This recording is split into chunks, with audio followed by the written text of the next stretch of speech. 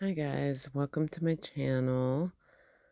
I'm going to be doing a wandering straight pour today. These are my colors. That's Deco Art 24K Gold. This is Goldens Azo Gold with a little bit of burnt sienna added. This is a Liquitex fluorescent orange, I believe. Might just be a mix of oranges, I can't really remember. This is Master's Touch Permanent Black. And this is Golden's Permanent Violet. This here, I believe, is a mix of Turquoise, Liquitex, or Amsterdam Turquoise, and Deep Atlantic Blue. This color is the Goldens Teal. I just found a clump in it that I had to get out. And my paints are all pretty thick. They're about 3-second trace. This is a mint green that I mixed up myself. I can't remember the exact colors, but I believe I used Arteza Pearl Mint Green or Pearl Pale Green, and then Golden's Green Gold. So I really just wanted to try out this long canvas that I got a deal for like a 4-pack of them at Michael's, and I just thought it would be really fun to try a traveling straight pour on them. Right now I'm just drizzling the 24 karat gold and the Azo Gold on the bottom, and then using the orange. I thought these colors were, they just reminded me kind of fall colors, and I thought it would be kind of neat just to, you know, have that kind of vibe for the next painting I did. So that was the black, and then now I'm adding the purple.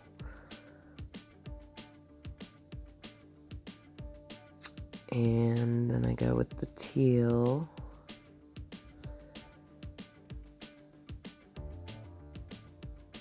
But yeah, I will let you guys watch the video, and I'll probably be back later to talk a little bit about some other things. But for right now, I'm going to put some music on, and I will be back later.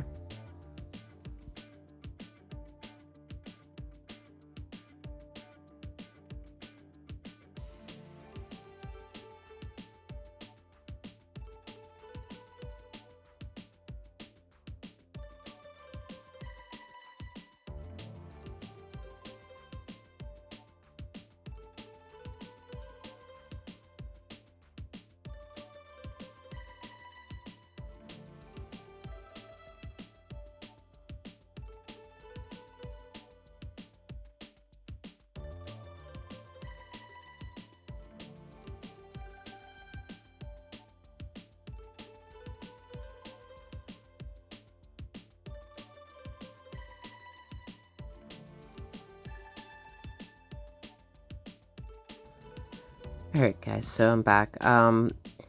So this, I usually pour this down to kind of just give me a guide of how I want to pour my cup out, to follow this line a little bit.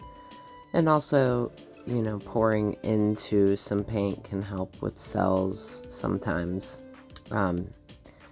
Most of the time it works best with 24K gold, but I decided to try this Azo Gold just to see how it would go. And I will be pouring my cup into that, and it just kind of gives you that guide. I pour my cup, I start out higher, maybe about like 3 inches high, and as I get closer to the end of the cup, I get closer to the canvas. So you know, as I get to the end of the cup, I'm about maybe an inch above the canvas, maybe a little less than an inch.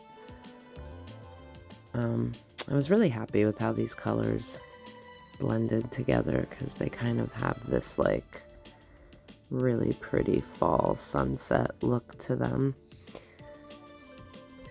But yeah, I just pour it slow. I kind of move the cup back sometimes just to kind of add some more fingerlings, and as I get to the end of the cup, I will start moving the cup back and forth to keep the fingerlings going the same way, because when you first start pouring, your paint naturally folds as you're pouring to create those fingerlings, but as you get to the end of the cup, it'll start it won't have that same pouring effect because it's not as heavy, so you kind of have to move the cup back and forth at the end if you still want to keep it looking the same. All right, I'll be back later.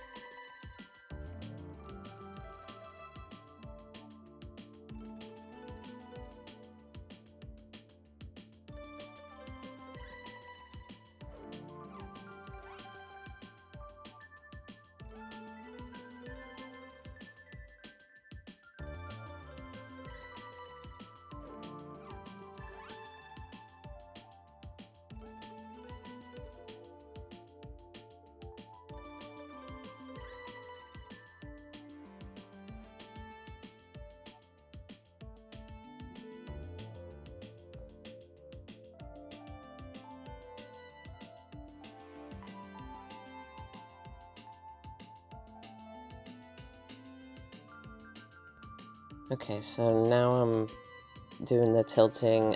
Something I realized as I was tilting this one out is, you know, when you do a curvy traveling straight pour like this, it can be kind of hard to tilt and keep a lot of the composition that you want. You're gonna have to lose, you know, because like when you want to get that curve, those curved areas off, you're gonna lose the curve that's above them. So you're gonna lose a lot of the painting, but it can still turn out really, really cool looking. I really liked how this one turned out. I felt like it had a sunset sky kind of vibe to it at the end, but yeah, if you don't want to have that issue when you're tilting these traveling straight pours, just pour it straight. I just kind of like doing it curvy because I feel like it adds a little more interest to the pour. But doing it straight is fun too, because you'll have the fingerlings on both sides, and it'll just kind of be a lot easier to tilt if you do it a straight traveling pour, like just straight up the canvas. But yeah, I just wanted to give you that little pointer. I kind of struggled with this one because of those curves, and I lost a lot more than I actually wanted to, especially because it's such a long canvas as well. So yeah, just something to think about.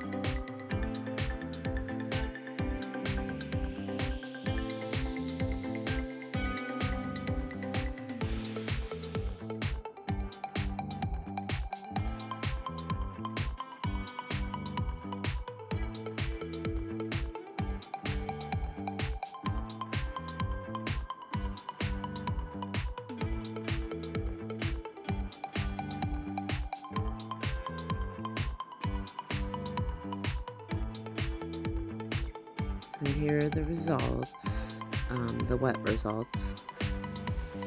I fixed that one corner by pouring the bottom of my cup over it, because I couldn't quite get over it without losing too much of what I had already lost, and I didn't want it to lose all of the design that was poured out. But yeah, I really love how this turquoise blends with the orange, or like it's kind of like an ombre. It goes from like lighter to darker and then to that orange. It's really cool looking. It is phthalo turquoise, so it dries much darker. I mean, not much darker than the wet, but it's a little harder to see, I'm sure, once I put some varnish on it. The colors will pop back out, but yeah, I really liked how this came out. It just reminds me of like sunset over water or something, with like fall-like colors. It's really cool.